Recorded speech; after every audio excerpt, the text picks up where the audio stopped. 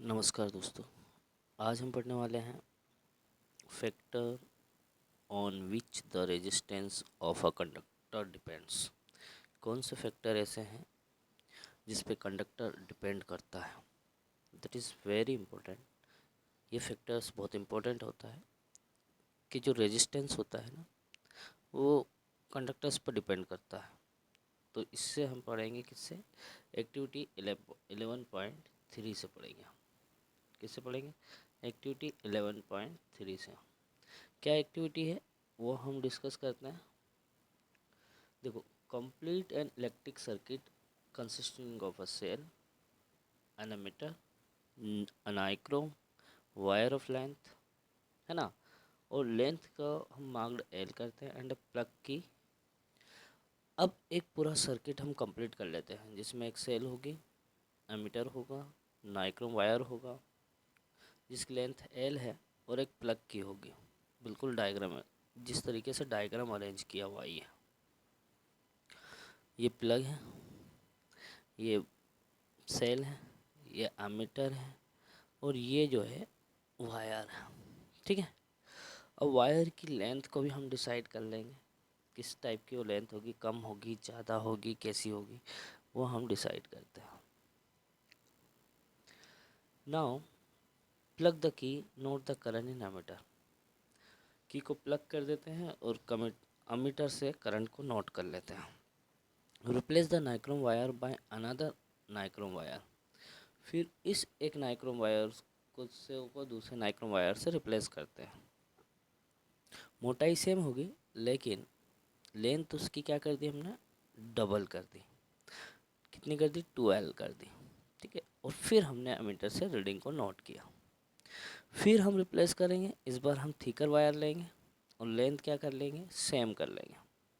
Thicker wire has a larger cross sectional area, मतलब मोटाई ज़्यादा होगी उसकी, है ना। उसके बाद क्या कर रहे हैं हम, instead of taking nichrome wire connect a copper wire. अब नाइक्रोम वायर की जगह पर हम कॉपर वायर को कनेक्ट कर देते हैं। ठीक है। सेम लेंथ और सेम मोटाई का, तो फर्स्ट नाइक्रोम वायर। फिर उसके बाद इनमें सब में डिफरेंस देखेंगे करंट का, है ना। करंट उसके लेंथ पर डिपेंड करता है, किसी भी कंडक्टर पर क्रॉस ऑफ सेक्शन पर डिपेंड करता है। तो यहाँ हमने क्या क्या डिस्कस किया, यहाँ देखो, यहाँ हमने जो जो डिस्कस किया, सबसे पहले हमने उसकी लेंथ देखी। ठीक है। लेंथ को हम किससे दर्शाते हैं, एल से दर्शाते हैं। तो पहले हमने लेंथ देखी। दूसरा हमने उसका देखा एरिया ऑफ क्रॉस सेक्शन। क्या देखा? Area of cross section, area of cross section देखा। और तीसरा देखा हमने नेचर ऑफ मटेरियल। क्या देखा? Nature of material. तो ये तीनों टाइप के हमने देखे, जिससे हम ये पता कर सकते हैं कि वो उसका नेचर कैसे होगा। ठीक है। तो देखते हैं। It is observe that the ammeter reading decrease to 1/2 when the length of wire is doubled. ये देखो, एमीटर में हमने रीडिंग को क्या देखा, 1/2 हो गई जब वायर को हमने डबल किया। वायर को जब डबल किया तो 1/2 हो गई। किसको? एमीटर रीडिंग डिक्रीज, मतलब करंट क्या हो गया, करंट तो डिक्रीज हो गया, कम हो गया। रेजिस्टेंस की तो बात ही नहीं हो रही यहाँ पर, है ना। तो रेजिस्टेंस की बात नहीं हुई तो उसका लेंथ, लेंथ से रेजिस्टेंस करंट क्या हो सकता है, लेंथ से करंट हो इन्वर्सली प्रोपोर्शनल हो सकता है। तो the ammeter reading is increase when a thicker wire of the same material. और एमीटर रीडिंग जो होगी वो बढ़ गई अगर वो मोटा वायर है तो। And of same length is used in the circuit, और सेम लेंथ का हमने यूज किया। A change in ammeter reading is observe when a wire of different material of the same length and the same area of cross section is used। तो हमने क्या use किया, Ohm's law use किया। We observe that the resistance of the conductor depend, resistance की बात हो रही है यहाँ पर। तो किसी भी कंडक्टर का जो रेजिस्टेंस है उसके लेंथ पे डिपेंड करता है, उसके एरिया ऑफ क्रॉस सेक्शन पर डिपेंड करता है, और नेचर ऑफ इट्स मटेरियल पर डिपेंड करता है, 3 चीज़ों पर डिपेंड करता है। Precise measurement have so that resistance of a uniform metallic conductor is directly proportional to its length, उसके लेंथ के डायरेक्टली प्रोपोर्शनल होगा। देखो आर क्या है, रेजिस्टेंस है, और ये प्रोपोर्शनल का साइन होता है, और एल जो है वो कंडक्टर की लेंथ है, जो उसके क्या है, डायरेक्टली प्रोपोर्शनल है। ठीक है, क्या है, डायरेक्ट, लेकिन उसके एरिया ऑफ क्रॉस सेक्शंस के क्या है, इन्वर्सली प्रोपोर्शनल है। तो हमने यहाँ क्या लिख दिया, अपन में एरिया लिख दिया। क्या लिख दिया, एरिया ऑफ क्रॉस सेक्शन, मतलब मोटाई के तो वो इन्वर्सली प्रोपोर्शनल है, लेकिन लेंथ के डायरेक्टली प्रोपोर्शनल। अब दोनों इक्वेशन को अगर हम कंबाइन करते हैं तो इसको इस तरीके से लिख सकते हैं कि आर तो क्या है, डायरेक्टली प्रोपोर्शनल है लेंथ के, लेकिन एरिया ऑफ क्रॉस सेक्शन के इन्वर्सली प्रोपोर्शनल है। जब इसका साइन, इस प्रोपोर्शनल का साइन अगर हम हटाते हैं तो इसकी जगह हम लिख देते हैं रो। क्या लिख देते हैं, रो लिख देते हैं, और एल अपन ए तो हम लिखेंगे ही लिखेंगे।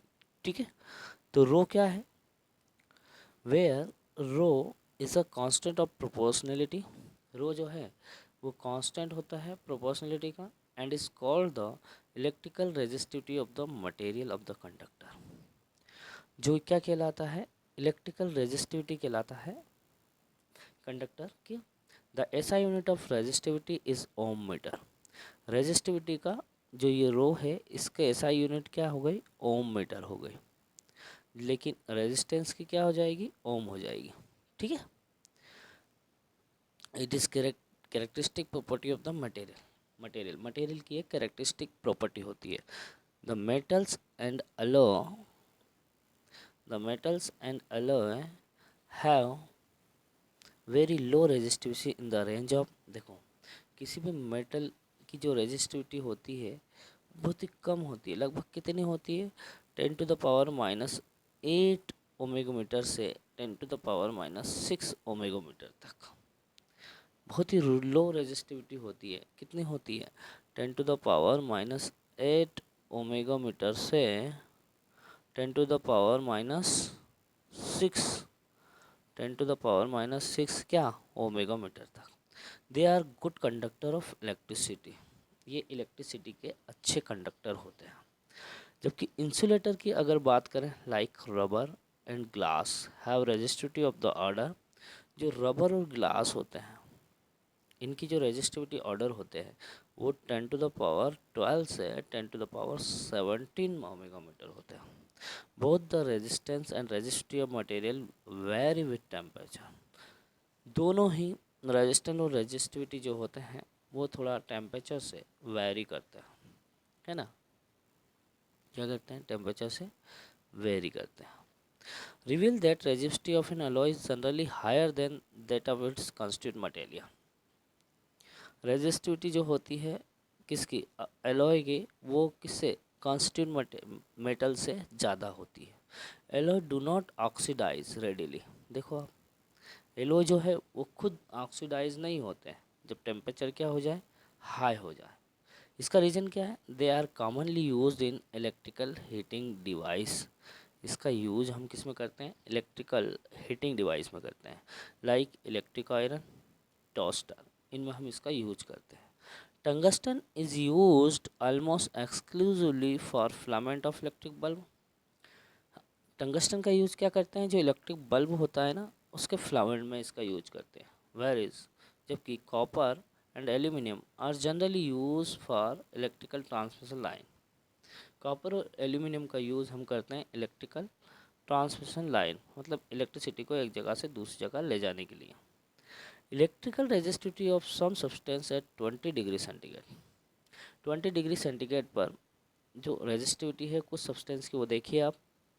कंडक्टर में बात करें, सिल्वर, सिल्वर की होती है 1.60 into 10⁻⁻8, copper 1.62 into 10⁻8, aluminium 2.63 10⁻⁸, tungsten 5.20 10⁻⁸, निकल की देखो अब 6.84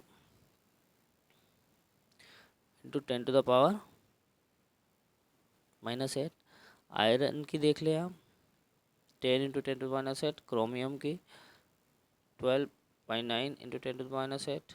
इसी तरह मर्क्यूरी, मैग्नीज, ठीक है। एलॉय की देखें, ये कॉन्स्टेंटन किससे बना होता है? ये कॉपर और निकल का एलॉय है, जिसका 49 इंटू 10⁻⁻6 है। कितनी है? 49.9 इंटू 10⁻⁶। और ये किसका एलॉय है? कॉपर और निकल का। जबकि मैग्नीनियन जो होता है, मैग्नीनियन में देखिए मैग्नीज तो आ ही रहा है, और कॉपर और निकल और कर दो ऐड। कॉन्स्टेंटाइन में दो ही है, कॉपर और निकल। मैग्नीनियन में कॉपर, मैग्नीज और निकल है। 44 इंटू 10⁻⁸। नाइक्रोम बहुत इंपॉर्टेंट है। नाइक्रोम का देखो Na से शुरू होता है, निकल तो कर दो, मैग्नीज कर दो, क्रोमियम और आयरन 100 इंटू 10⁻6 होता है। इंसुलेटर की बात करें तो इंसुलेटर हमने बात की थी आपसे कि इसमें इंसुलेटर में glass, hard rubber, ebonite, diamond, paper, है ना। इसकी 10⁻10 से लेकर 10⁻14 ग्लास की, हार्ड रबर की 10⁻13 से 10⁻16, एबोनाइट की 10⁻15 से 10⁻17, और डायमंड 10⁻12 से 10⁻13, एंड पेपर की कितनी है? 10⁻12। You need not memorise this value, आपको दिमाग में याद नहीं रखना है वैल्यूज़ को। You can use this value for slowing and numerical problem. केवल न्यूमेरिकल प्रॉब्लम हम इसको सॉल्व कर सकते हैं। देखो एक क्वेश्चन दिया हुआ है, क्या है क्वेश्चन वो देखें आप। How much current will an electric bulb draw from 220 volt source. एक इलेक्ट्रिक बल्ब है, उसमें कितना करंट ड्रॉ हो रहा है जब उसका पोटेंशियल डिफरेंस 220 वोल्ट हो। If the resistance of the bulb filament is 1200 omega, और उसका रेजिस्टेंस कितना दे दिया? 1200। How much current will an electric heater coil draw from 220 volt, और इसका भी उन्होंने दे दिया रेजिस्टेंस 100 ओमेगा। तो देखो यहाँ पर चीज़ें क्या आ गई, पोटेंशियल डिफरेंस दिया 220 वोल्ट, ठीक है, रेजिस्टेंस दे दिया 1200। तो करंट का फार्मूला क्या होता है? तो आपको पता है कि V इक्वल क्या हो सकता है? RI हो सकता है फार्मूला ये, बिल्कुल। तो I की वैल्यू निकालेंगे हम तो क्या आ जाएगा? V/I equal, sorry, V/R equal I। तो V की वैल्यू कितनी दे दी? 220, और R की वैल्यू कितनी दे दी है? 1200। 0.18 एम्पियर आ जाएगा अकॉर्डिंग ओम्स लॉ। यहाँ पर भी सेम है, तो वैल्यू आप यहाँ पर भी रख दें 220/100, तो 2.2 एम्पियर आ जाएगा। Note the difference of current draw by electric bulb and heater from the same, मतलब सेम पोटेंशियल डिफरेंस में दोनों का करंट हम मेज़र कर सकते हैं। दूसरा देखिए, the potential difference between the terminal of an electric heater 60 volt. ये पोटेंशियल डिफरेंस दे दिया 60 वोल्ट, और इस बार करंट दे दिया हमें 4 ampere. The current will heater draw if potential difference is increase. अब यहाँ पर क्या है, पोटेंशियल डिफरेंस को हमने बढ़ा दिया 120। तो पहले पोटेंशियल डिफरेंस 60 दिया है, करंट दे दिया 4 एम्पियर। तो ओम्स लॉ क्या कहता है हमारा? रेजिस्टेंस निकाल लो। ओम्स लॉ कह रहा है कि V/I होता है, तो हमने 15 ओमेगा रेजिस्टेंस निकाला। लेकिन अब उसको कितना बढ़ा दिया? 120 वोल्ट बना दिया। तो फिर करंट हम निकाल सकते हैं। करंट निकालेंगे तो 120 और 15 ओमेगा, तो क्या आ जाएगा? 8 एम्पियर करंट हमारा आ जाता है। The current through the heater become 8 ampere. कितना आ जाएगा? 8 एम्पियर। फिर एक क्वेश्चन दिया, resistance of a metal wire of length 1 metre is 26 omega. अब वो ये बोल रहा है कि कोई लेंथ है वायर की जो 1 मीटर है, जिसका रेजिस्टेंस उसने दे दिया 26 ओमेगा, और टेम्परेचर दे दिया 20 degree centigrade. If the diameter of the wire is 0.3 millimetre, जबकि उसका डायमीटर कितना हो? 0.3 मिलीमीटर हो। What will be the resistivity of the metal at that temperature. उस टेम्परेचर पर उसकी रेजिस्टिविटी कितनी होगी? तो रेजिस्टिविटी का फार्मूला आपको पता है, ठीक है। तो यहाँ दिया क्या गया है? यहाँ आर की वैल्यू दी है 26 ओमेगा, डायमीटर दे दिया उसने D 0.3 mm। अब 0.3 mm है, इसको मीटर में कन्वर्ट करना है अपने को, तो कितना आएगा? मिलीमीटर है, 0.3 मिलीमीटर है, तो हम इसको ऐसा लिख सकते हैं 3 इंटू 10⁻⁻4 मीटर, ठीक है। कितना लिखा हमने? 10⁻⁻4 मीटर लिख सकते हैं। एंड लेंथ किसकी? L 1 मीटर दी है। तो देयरफॉर फ्रॉम द इक्वेशन, तो क्या है? रेजिस्टिविटी फार्मूला, रेजिस्टिविटी का फार्मूला है रो ए अपॉन एल, ये रेजिस्टिविटी का। अब एरिया ऑफ क्रॉस सेक्शन को हम का फार्मूला होता है पाई डी स्क्वायर, ठीक है, अपॉन 4L। 4 क्यों लिखा हमने, क्योंकि इसकी जो फार्मूला होता है पाई डी स्क्वायर अपन 4, तो इस इक्वेशन को हम इसमें पुट कर देते हैं। तो रो की वैल्यू कितनी आ जाएगी 1.84 10⁻⁻6 ओमेगा इसकी वैल्यू आ जाएगी। तो इतना हम रेजिस्टेंस निकाल सकते हैं उसका, ठीक है। एक और क्वेश्चन है, देखिए आप, a wire of given material having length and area of cross section has a resistance of 4 omega, what would be the resistance of another wire of the same material. मतलब सेम मटेरियल लेकिन उसकी length L/2 कर दी और मोटाई 2A कर दी। तो फिर वही फार्मूला हम लगाएंगे। फर्स्ट वायर क्या है, R1 रेजिस्टेंस निकालेंगे रो L/A, जो कितना दे दिया हमें 4 ओमेगा। उसी तरह R2 की वैल्यू निकालेंगे, तो इसका इस बार L/2 है और 2 है, तो निकालेंगे, सॉल्व करेंगे तो क्या जाएगा 1/4 आता है, 1/4 2, ठीक है। उसके बाद तो रो और रो L/A है, ठीक है। तो अब हम क्या करेंगे, R2 1/4 R1, तो ओमेगा कितना आ जाएगा, R2 की वैल्यू 1 ओमेगा आ जाएगी। तो रेजिस्टेंस ऑफ न्यू वायर इस कितना आ जाए 1 ओमेगा आपको मिल जाएगा, ठीक है। कुछ क्वेश्चन है, on what factor does the resistance of a conductor depend, कौन सा फैक्टर जो है वो रेजिस्टेंस किस डिपेंड करता है। What current flow more easily through a thick wire और a thin wire of the same material and when connected to the same source। उसके बाद let the resistance of electric component remain constant while the potential difference across the two end of component। why are coil of electric toaster and electric iron made of alloy, क्यों बनाए जाते हैं alloy से, है ना। कुछ questions दिए गए हैं, ये क्वेश्चंस को देखना, कन्फ्यूजन हो तो आप डिस्कस करना, ठीक है। आज के लिए इतना ही, कल हम पढ़ेंगे resistance of a system of resistors, ठीक है। तो आज के लिए इतना ही करते हैं हम लोग। Thank you, thank you.